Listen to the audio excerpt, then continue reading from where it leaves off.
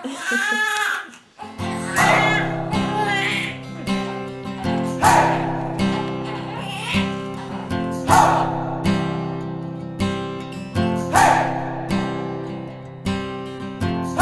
been trying to do it right.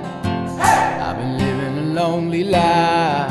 I've been sleeping here instead. I just felt like this huge rush of protectiveness and just wanting to make him feel like, like he was okay, and that this scary new world was someplace where he could feel like he was loved. And you feel all this love for him, but then you also feel like you're just so vulnerable because you love him so much and you are completely responsible for him. Everyone says you're gonna feel that way, but I think once you have them, you're like, oh, okay, this is my baby. I need to take care of him and I want him to be safe, I just started crying,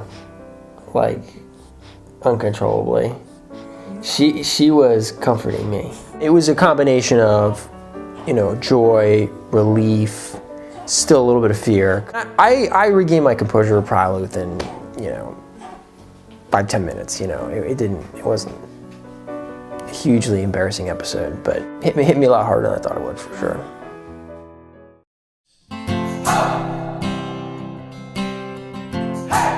I was a little afraid when I found out he was a boy because I'm a little nervous about the teenage boy years. My mom always said that my brothers just went about their business and were pretty, kept pretty quiet about what they were thinking or feeling. So hopefully I won't always be like, William, what are you thinking about? How was your day? I think that can be hard for moms sometimes. Every once in a while, for some reason, I would find myself irrationally, worrying about the future, just in a kind of really vague sense. It only happened a few times, where just the big idea of being a father and having children became overwhelming.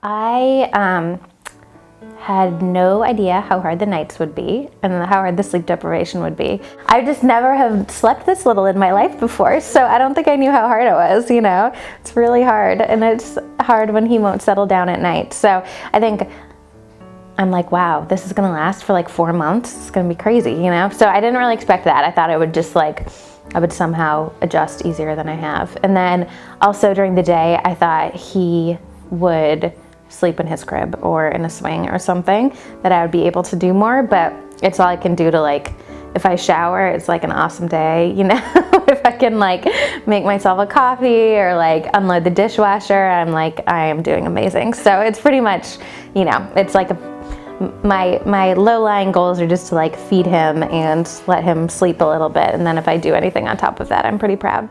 I thought, well, okay, I've been to grad school when I didn't get a lot of sleep. That was pretty tough. It's just going to be much harder. I thought, well, he'll wake up a lot during the night, but I'll kind of go in, pat him on the head, maybe kind of rock him a little bit, put his pacifier back in and go back to sleep, Or even if I am up, it's with him slumbering in my arms as I drink some hot tea and read a book, And that clearly doesn't happen that way. I guess it's different for every child, but,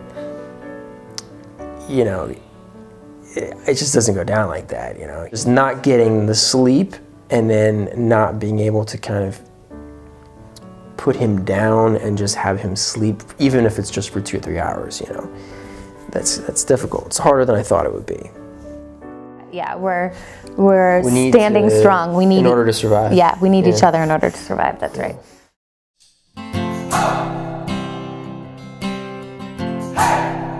I guess he is maybe a little more laid back. I feel like I'm a little more I just do whatever works. It's definitely more of a person resource, my mom and my sister. I feel like I ask the most questions to and kind of trust their guidance. I also kind of trust my own instincts. I know I have some ideas about parenting. I'm sure, it'll all go out the window once he gets a little older. We'll do our best. We'll try not to mess up too bad.